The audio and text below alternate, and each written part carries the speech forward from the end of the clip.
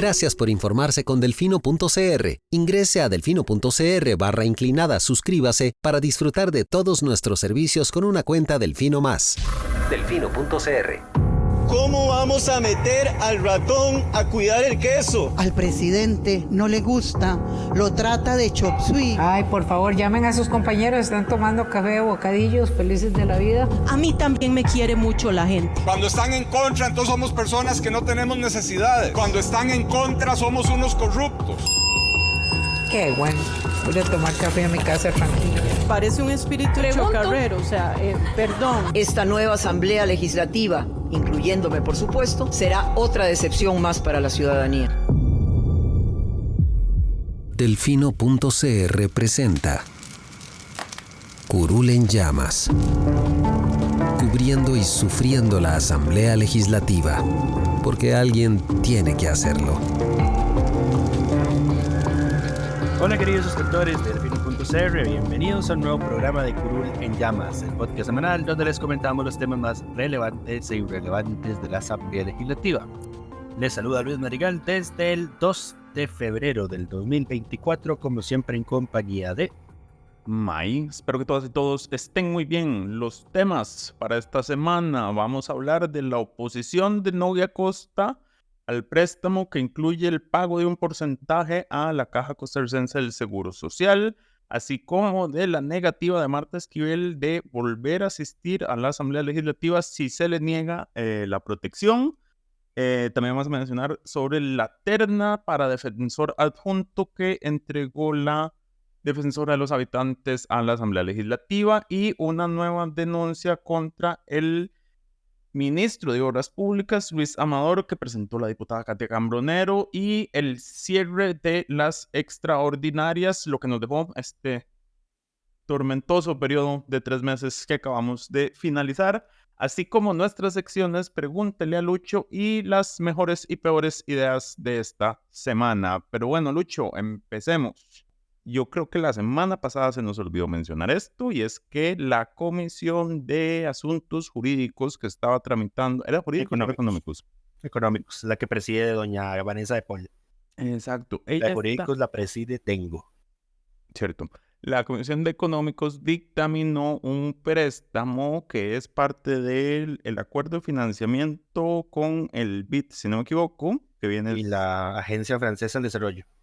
Que tiene que ver con apoyo para temas de sostenibilidad, pero el gobierno decidió que se iba a usar para pago de... No, en realidad eso es un préstamo premio por los resultados ambientales en la administración de Carlos Alvarado.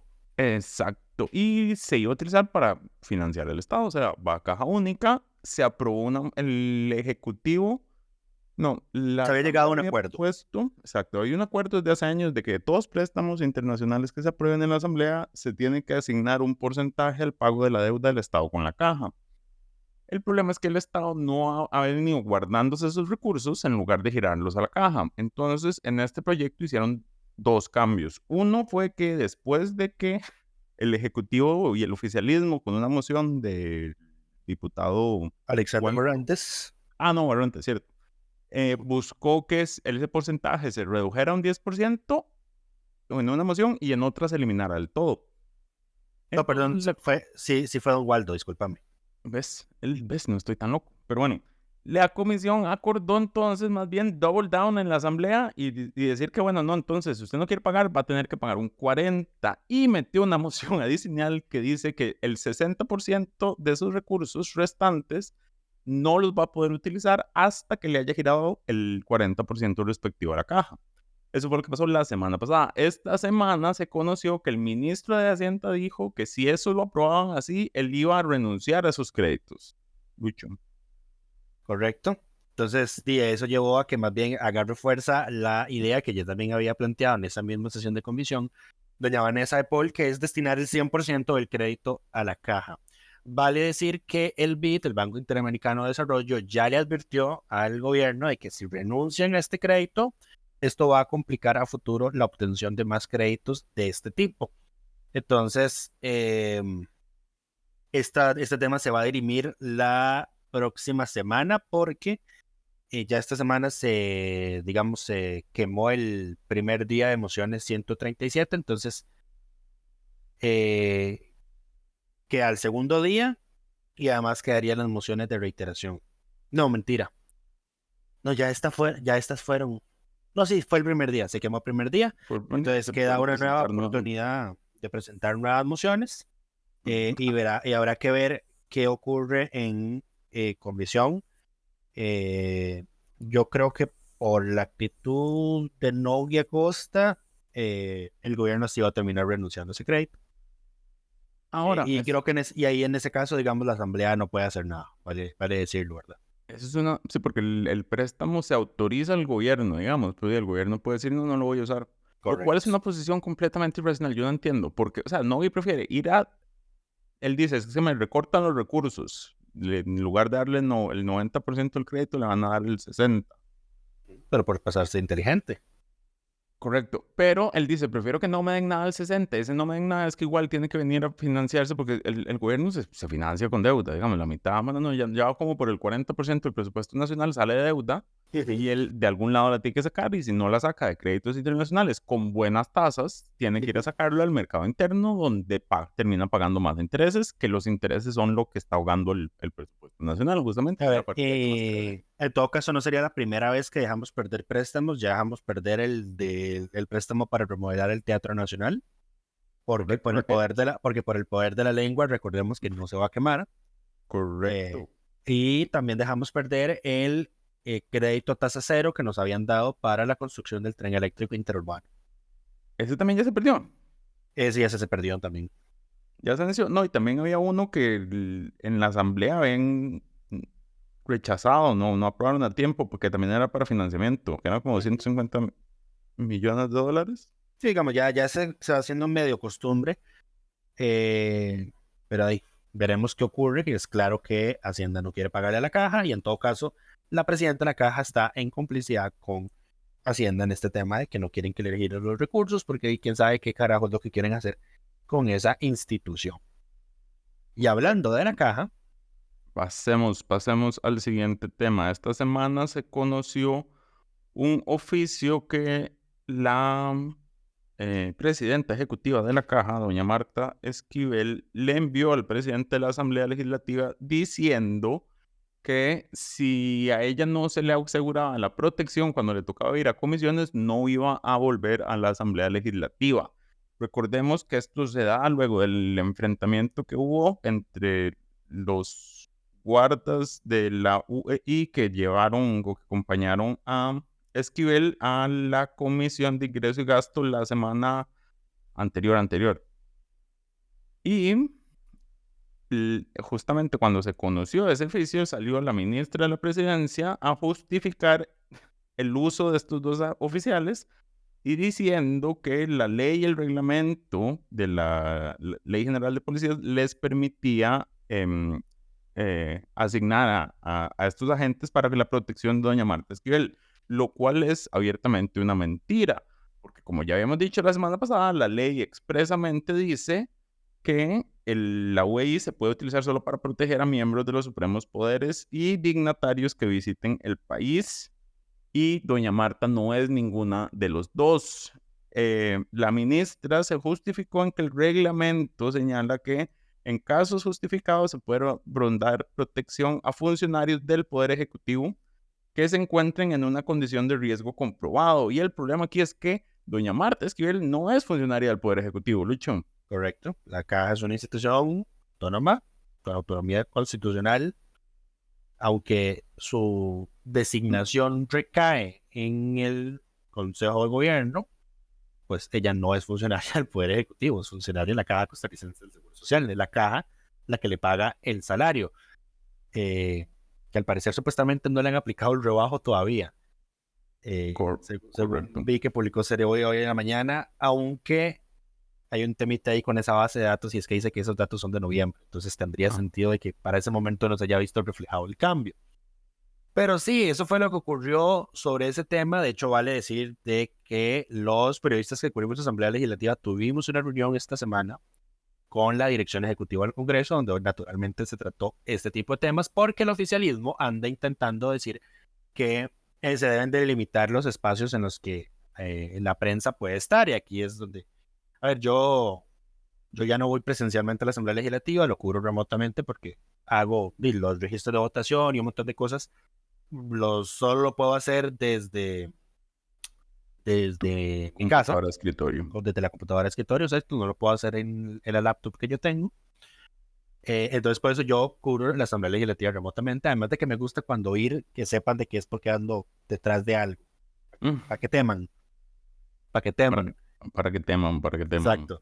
Entonces, bueno, tuvimos esa reunión, se habló del tema, y sí dejamos claro de que los medios de comunicación, los periodistas que cubrimos la Asamblea Legislativa, no vamos a aceptar ningún tipo de limitación a los accesos o a los lugares donde la prensa puede estar.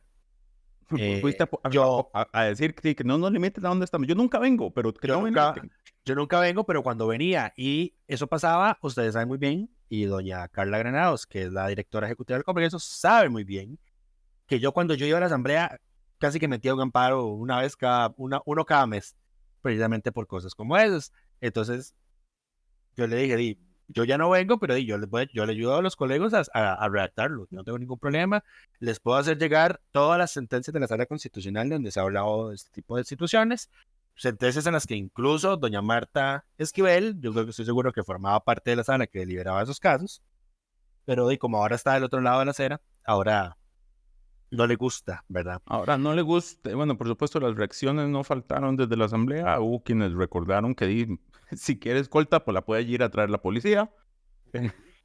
La señora también... Sí, es que amenazó, es que dijo, si la Asamblea no me da protección, yo no voy a ir a las comisiones. Y a ver, usted no tiene la libertad de decidir eso. Esto ya lo hablamos la semana pasada, de que la posición mía, por ejemplo, es que la persona está obligada a ir presencialmente a la comparecencia cuando es citada, más no a responder. Correcto. Esa es mi posición, pero la obligación de ir existe, y si usted no va, lo mandan a tener con la fuerza pública. Y ahí está su protección.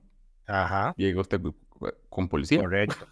Ahora, sí se van, digamos, en esa reunión se dijo como que es que, bueno, es que la Asamblea no puede decirles que no entren a la UEI porque ellos, la ley de policía, digamos, sí dejan que entren, pero ahí fue donde yo les dije, digamos, a ver, sí, pero yo por un lado entiendo de que ustedes no quieran meterse en ese pleito, pero me parece que ustedes, por el tema de velar por la legalidad,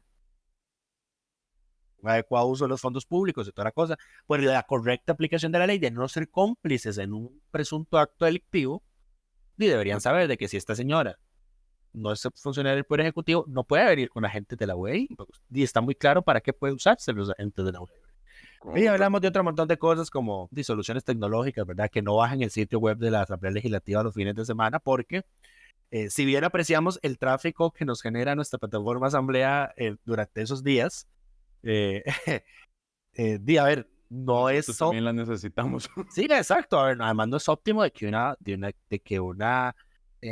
la página web de una institución pública pues esté caída los días en los que no trabajan. A ver, no debería ser así.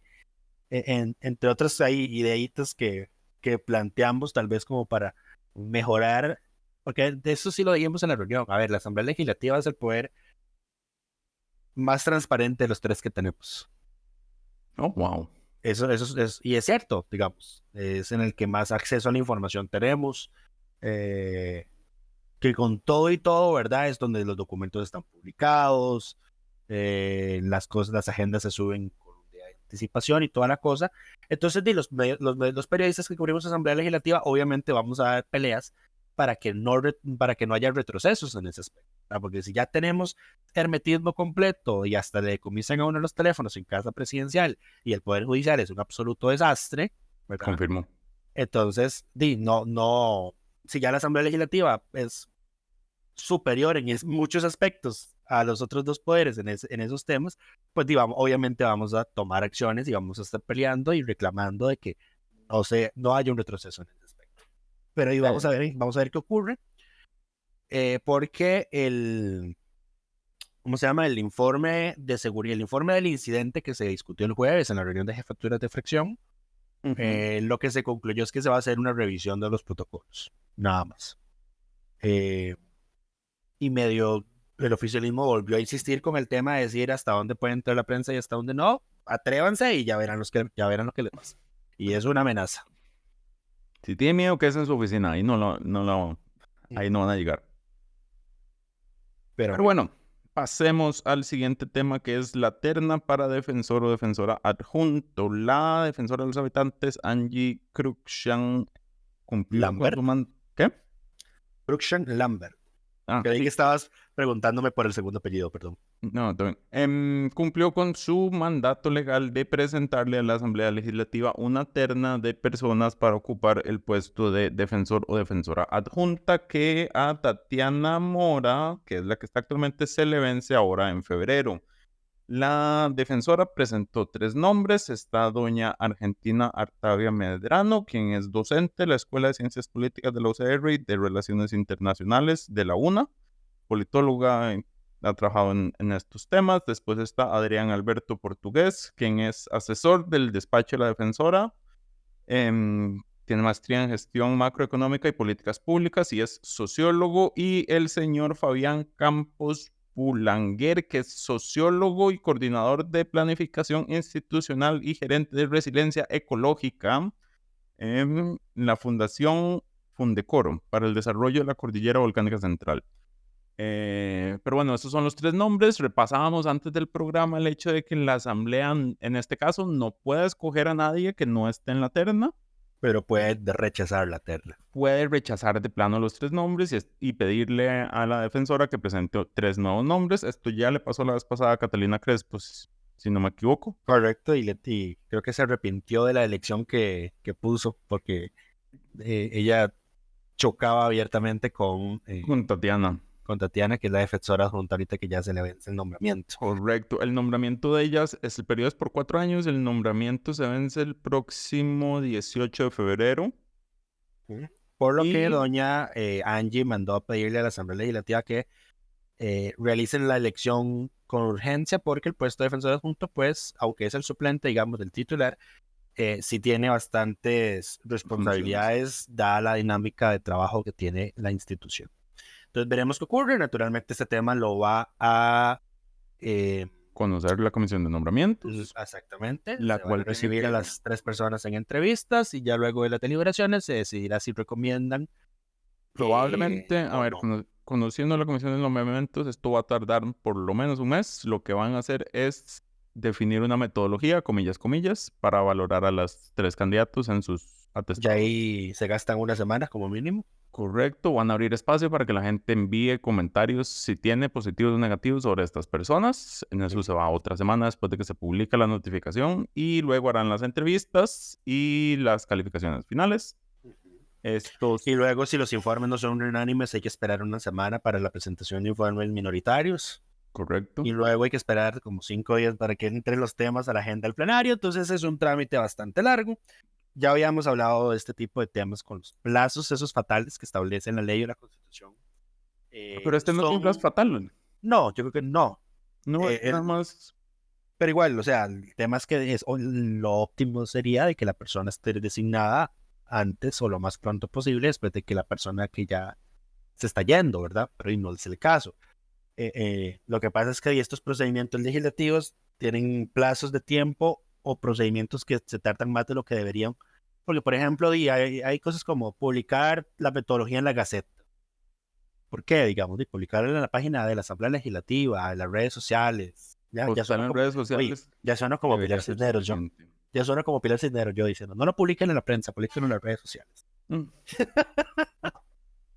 Digo, pero en fin, te va a leer más las redes sociales que la Gaceta. Sí, absolutamente. Pero, en fin, pasemos al siguiente tema, que es la denuncia que presentó la diputada doña Katia Cambronero sobre el ministro de Ambiente, Luis Amador. Correcto. Lucho, ¿por qué lo denunciaron ahora? Resulta que acontece que pues en estas... A ver, nosotros ya habíamos publicado, nuestro compañero Alonso estuvo publicando hace varios meses de que, de manera extraña, el ministro de Obras Públicas y Transportes ha estado muy beligerante hablando en medios de comunicación, en espacios de entrevistas, más que todo radiofónicas, hablando a favor de la exploración y explotación de derivados del petróleo en Costa Rica. Por lo que doña Katia Cambronero Aguiluz, diputada del PLP, después de recabar una serie de información, más las publicaciones periodísticas recientes de La Nación que revelaron que don Luis Amador estuvo en estas reuniones con funcionarios del gobierno, Ministerio de Ambiente de Noruega, que son los que en teoría están dando la asistencia técnica a Costa Rica en esa materia, donde además estuvo el exministro de Ambiente, que al parecer negoció jugosas comisiones y regalías para él si los contratos petroleros llegaban a darse.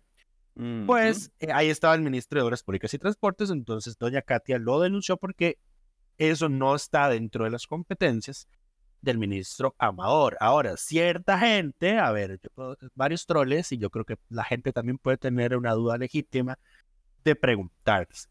A ver, pero si es el Ministerio de Obras Públicas y Transportes, sí podría tener un interés en el tema de la exploración y explotación de derivados del petróleo, ¿verdad? Porque los combustibles son unos derivados de esos.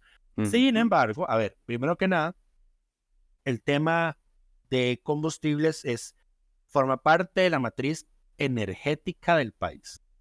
Y la matriz energética del país es resorte del Ministerio de Ambiente y Energía. Está bajo lo que conoce la rectoría. Correcto. Ahora, lo que tendría que hacer el gobierno para haber hecho esto correctamente y que don Luis tuviera una participación legítima en ese tema, es como hizo con el AIA, que francamente no nos dimos cuenta hasta ahora que pasó esta emergencia, es quitarle la rectoría del tema energético al MOP, al MINAE y dársela al MOP. Que ya, pero digamos, pero por todo lo que implica además, porque a ver, si es un tema de rectoría energética, ahí también va metido el ICE, ¿verdad? Lo de la generación eléctrica, entonces ya es un tema demasiado grande como para que esté recaído en el MOP. En el MOP que esté el AIA uno dice, mira, tiene medio sentido porque a ver si así solucionan el tema de que esta gente no arregla una calle y luego llega el AIA y la rompe. De hecho, Amador fue el que pidió la rectoría justificando justamente la coordinación de obras públicas. Ajá. Claro, no esperaba que le saliera una contaminación de aguas y no tener la menor idea de qué hacer al respecto. Y al final quien terminó asumiendo la rectoría del tema fue la ministra de Salud, después de llegar con su jet lag.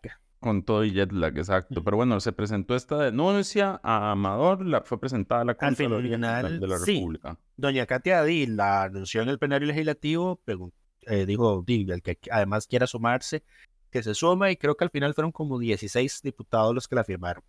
La ley de la Contraloría dice que ese tipo de investigaciones las deben presentar 5 o más diputados, para que se haga una investigación formal, digamos, ya exhaustiva y toda la cosa. La ley por algún motivo establece ese tipo de requisito, entonces reunió la cantidad de firmas suficientes y más que eso para que el tema sea investigado, porque lo que ella señala es, vea, que hay un desvío, digamos, de fondos públicos, hay una usurpación de las funciones del Ministerio de Ambiente, porque este señor no es ministro de Ambiente y está metido en este tema, y además aquí hay una inobservancia de los órganos de control del MOP, entiéndase su auditoría, de permitir de que el ministro esté metido en esos temas que no le competen a su ministerio. Hay que recordarle, como le dijo la funcionaria de la Contraloría ayer al presidente de la República en la reunión que tuvieron, de que en la administración pública prima lo que se llama el principio de legalidad.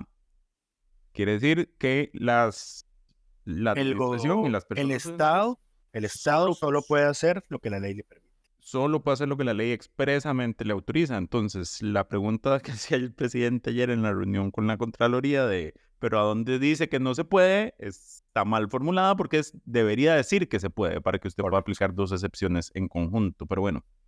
Eso es lo que pasa cuando se pone una persona que estuvo 30 años fuera de Costa Rica y vuelve a ser presidente.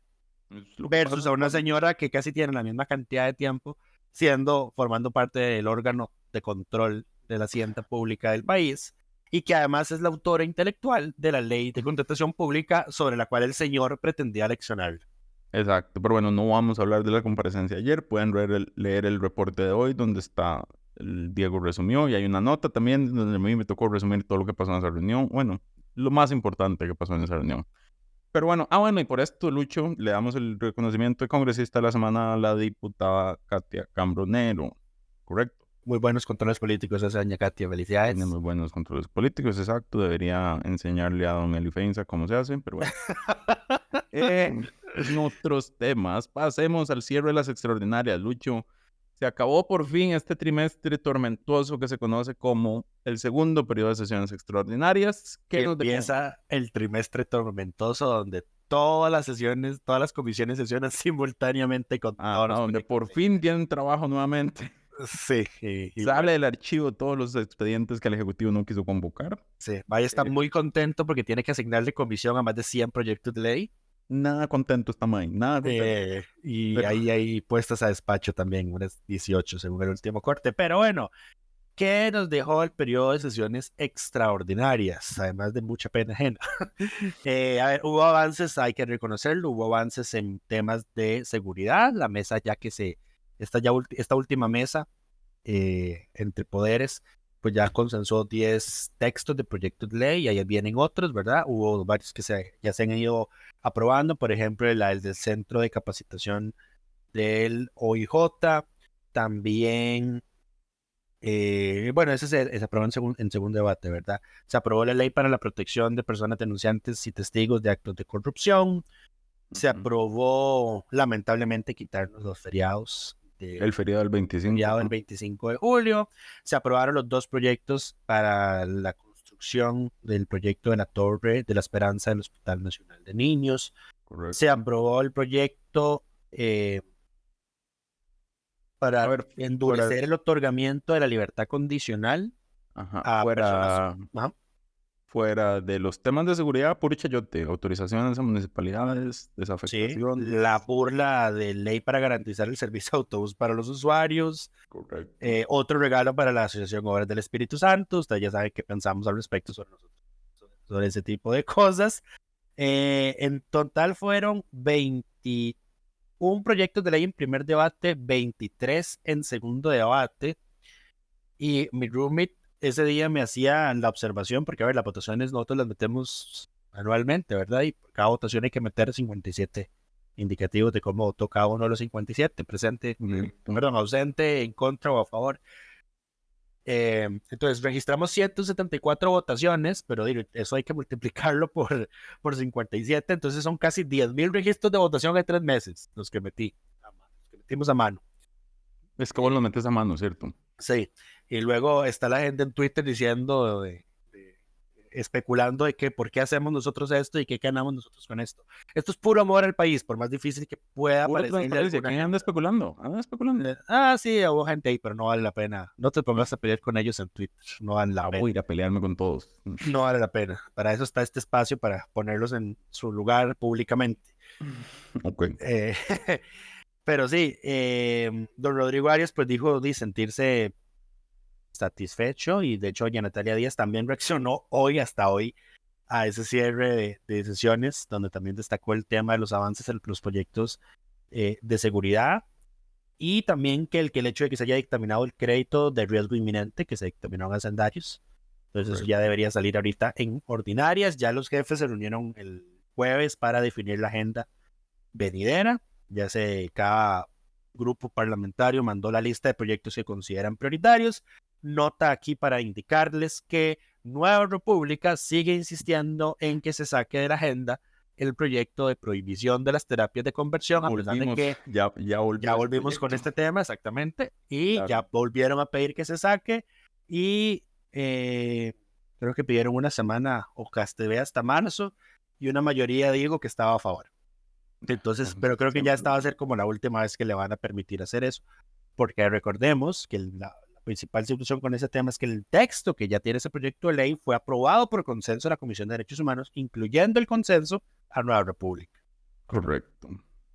Pero bueno. Eso es lo que pasó, más lo que podemos decir, digamos, en extraordinarias. Ya May sacó los registros de ausencias. De enero, correcto. De enero. Nos faltó el de los 3 meses. No lo vamos Nunca a hacer. hago el de 3 meses yo. Pero bueno, aprovechando eso, para mencionarles que el diputado más ausente en enero fue don Jason Valverde Méndez, de Liberación Nacional Jason por Limón, que de 15 sesiones faltó a 6 y de 62 votaciones faltó a 37. El descarado del mes fue don Dani Vargas Serrano. Ya nos hizo la pedriña. Hizo la pedriña porque llegó a todas las sesiones, pero se ausentó más de la mitad de las votaciones. Faltó a 53 de 62 votaciones. O sea, nunca llegó, firmó y se fue. todos los Sí, días. tenemos a nuestros dos diputados favoritos repitentes en la lista, don David Segura y don Fabricio Alvarado Muñoz. Don David faltó a 5 sesiones y a 41 votaciones. Don Fabricio faltó a 4 sesiones y a 41 votaciones. Correcto. También estuvo muchas ausencias la diputada Andrea Álvarez Marín y la diputada Johanna Obando, ambas solo 5 cada uno. 5 sesiones, pero 49 votaciones. 49 votaciones cada uno. Y esto es, digamos, leyéndolo así, esto es resultado directo de las elecciones municipales. Esta Así gente es. andaba haciendo campaña. De hecho, se sopesó mucho entre pasillos legislativos el tema de un receso para hacer campaña electoral. Obviamente nadie quiso darse la autoría de eso.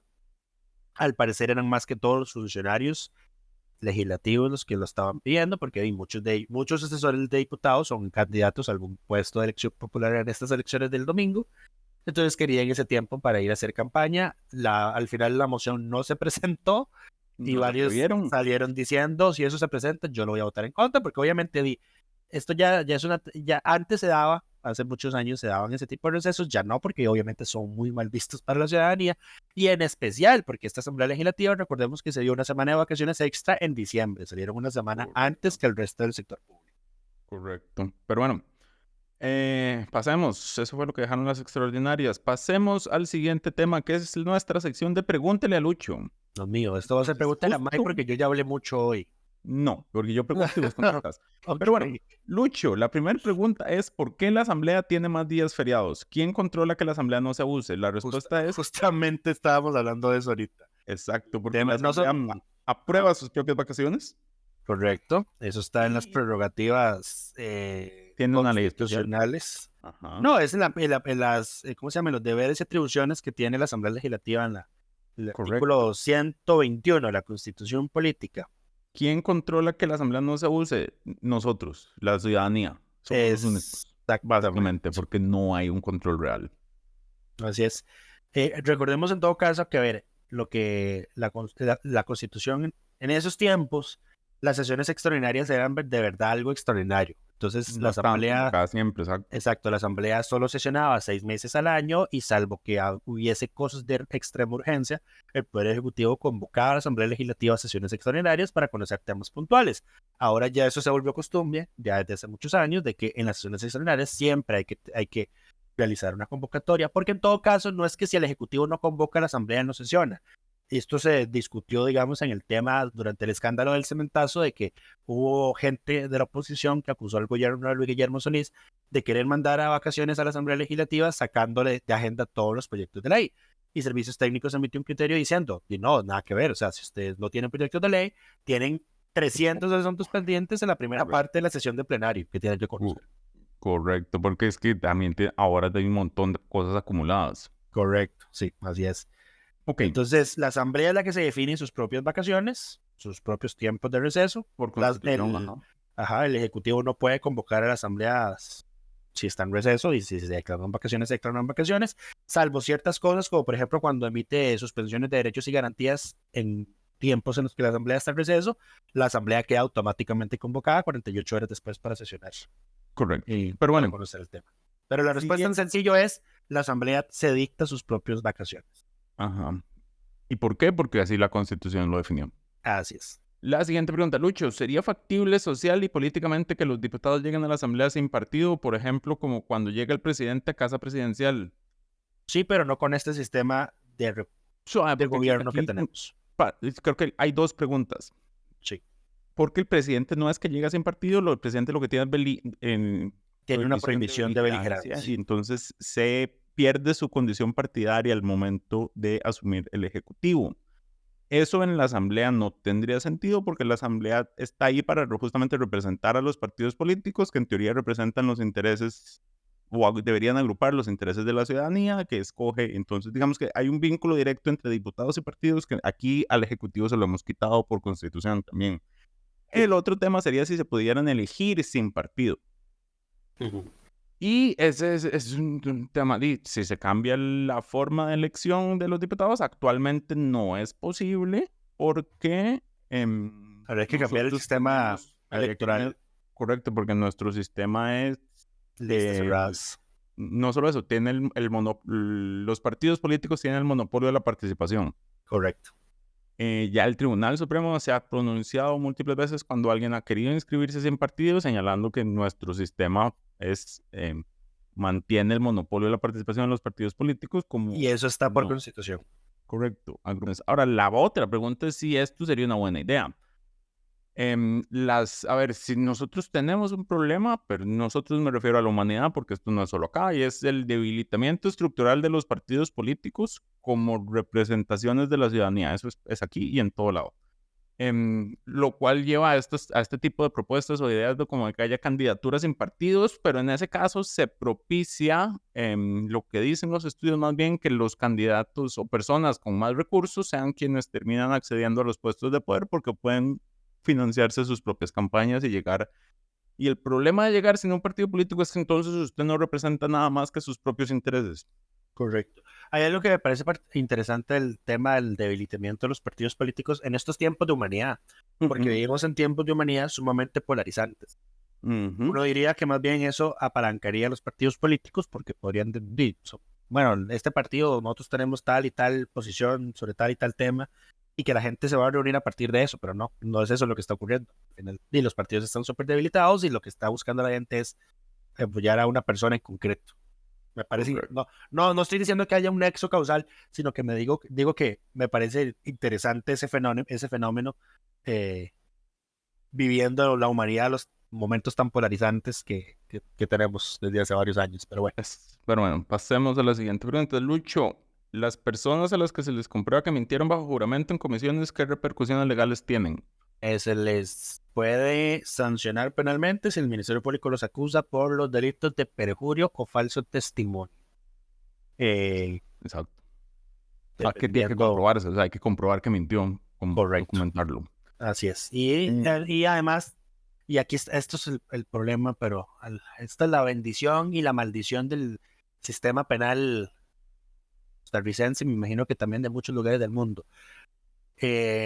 No basta con demostrar que mintió, hay que demostrar que mintió deliberadamente. O sea, que sabía que hubo dolo. Que hubo dolo. Exacto. Y eso es muy difícil de probar. Difícil, porque se puede decir, me equivoqué. Dije, yo no sabía que no era así. Sí, exactamente. Lo cual, digamos, en temas documentales es más complicado, pero bueno. Pasemos a la última pregunta. Es Lucho, ¿por qué el presidente no comprende el funcionamiento de la Contraloría? ¿Cuáles son sus funciones y por qué no es un mando medio como él dice? A mí me encantan las comisiones, ahí llegó. Gracias a Ronald por esa pregunta. Creo que ya la respondimos en el momento en el que hablamos brevemente sobre la audiencia que tuvieron ayer con la Contraloría. Es que es un señor que estuvo 30 años fuera del país. A ver, la primera pregunta es imposible de responder. ¿Por qué él no comprende? Yo no sé. ¿Porque él no lo entiende? Porque no quiere comprenderlo. No puedo dar las razones reales de por qué él no entiende. La sana lógica dice que es el hecho de que el señor estuvo 30 años fuera del país, no está al tanto del funcionamiento del sector público costarricense. Ajá, exactamente. Pero yo siempre he dicho que es que este señor, como estuvo en Indonesia en los tiempos de Duterte, se le pegaron las mañas autoritarias del gobierno de Duterte en Indonesia. Entonces vino con esas cositas aquí a Costa Rica y por eso es que tiene esa máscara de hombre duro y manda más y que hacen todo caso los que yo digo. De hecho fue muy gracioso porque él en esa reunión le dijo a la Contralora que ella no le rendía cuentas a nadie. La Contralora adinadamente le dijo, yo le rindo cuentas a la Asamblea Legislativa. Correcto. ¿Verdad? Ahora, ¿cuáles son las funciones de la Contraloría? Múltiples. Sí. A ver, primero que nada, la Contraloría es un órgano constitucional, ¿verdad? Adscrito a la Asamblea Legislativa. Está establecido en la Constitución Política, adscrito a la Asamblea Legislativa. Tiene varias de las funciones asignadas, establecidas en la Constitución misma. Entonces, digamos, debilitar eso va a ser muy, muy complicado. Habría que reformar un capítulo completo de la Constitución, que es el capítulo segundo. Y el artículo 184 es el que establece los deberes y atribuciones de la Contraloría, siendo el primero fiscalizar la ejecución y liquidación de presupuestos de la República, examinar, aprobar e improbar los presupuestos de las municipalidades, las instituciones autónomas, fiscalizar su ejecución y liquidación, enviar anualmente a la Asamblea una memoria del movimiento correspondiente del año económico anterior, con detalle de las tareas del Contralor, la exposición de las opiniones y sugestiones que hayan emitido para mejorar el uso de los fondos públicos en el país, examinar, glosar y fenecer las cuentas de instituciones del Estado y los funcionarios públicos y las demás que la Constitución o las leyes les asignen. Exacto. Esas son las funciones de la Contraloría. Ahora, ¿por qué no es un mando medio? Porque cuando los mandos medios, cuando la gente habla de mandos medios, a los que se refieren usualmente es a los funcionarios de planta. Correcto. Aquellos que están en las instituciones y el jerarca político que llega no puede remover. Exacto. Son gente que tiene propiedad más que todo. Correcto. La Contralora no es un mando medio porque es la jerarca de una institución, claramente, que además es nombrada y puede ser destituida por la Asamblea Legislativa. Es la jerarca de una institución de rango constitucional que nombra la Asamblea Legislativa. Exacto. Eso es como decir que la defensora de los habitantes es un mando medio. O como que, como que Marta Esquivel es un mando medio. No es un mando medio. El mando medio es la gente del jerarca para abajo. Que no están en puestos de confianza. Correcto. Exacto. Pero bueno, ahora sí, pasemos a la... Oiga, Ana Vic puso algo que no era una pregunta, pero dijo que quiero aprovechar para felicitarlos. Debería ser obligatorio en las clases de cívica que los alumnos escucharan este podcast. Sigan adelante. Muchas gracias a doña Ana Vic por ese comentario. Sí, debería ser obligatorio que los escuchen en clases de cívica.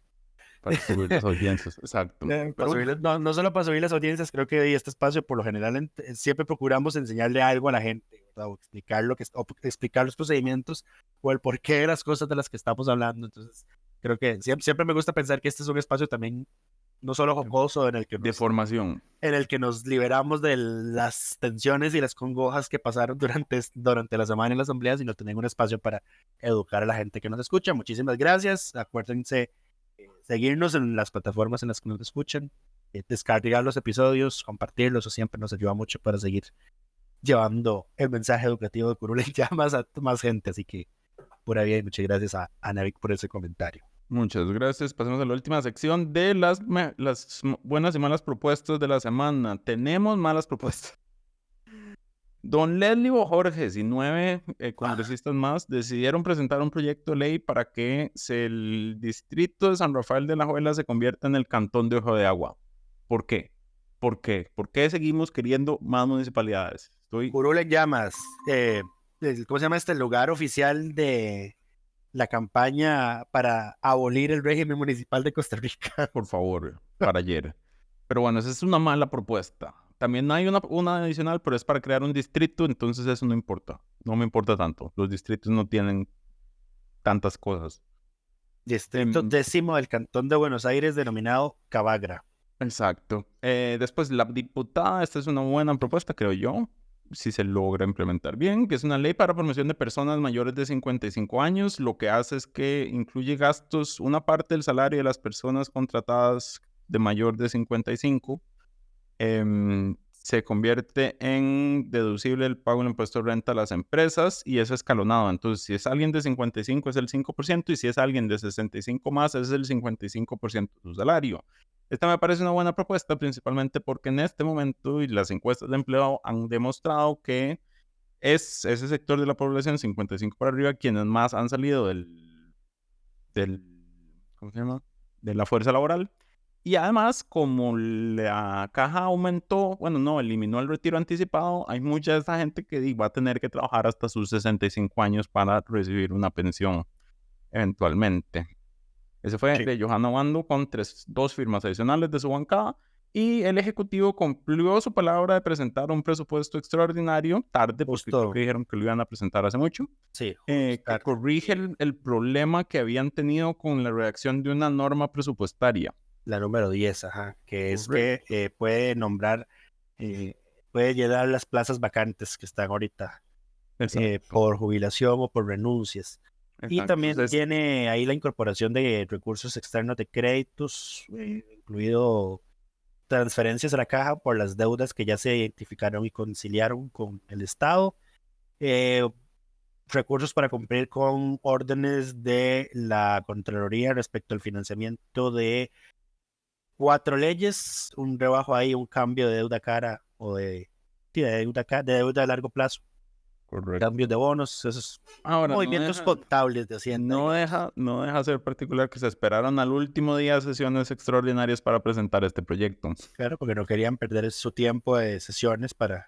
en estos temas. Pero bueno, En estos este son, de nuevo, toda la lista de proyectos presentados esta semana está en el sitio delfino.cr/inclinada asamblea. Y con eso terminamos. Esto es todo. Un episodio cortito, aunque igual ya vamos por los 44 minutos. Muchas gracias por habernos acompañado de nuevo esta semana y nos escuchamos la próxima. Delfino.cr presentó Curul en llamas, cubriendo y sufriendo la Asamblea Legislativa, porque alguien tiene que hacerlo.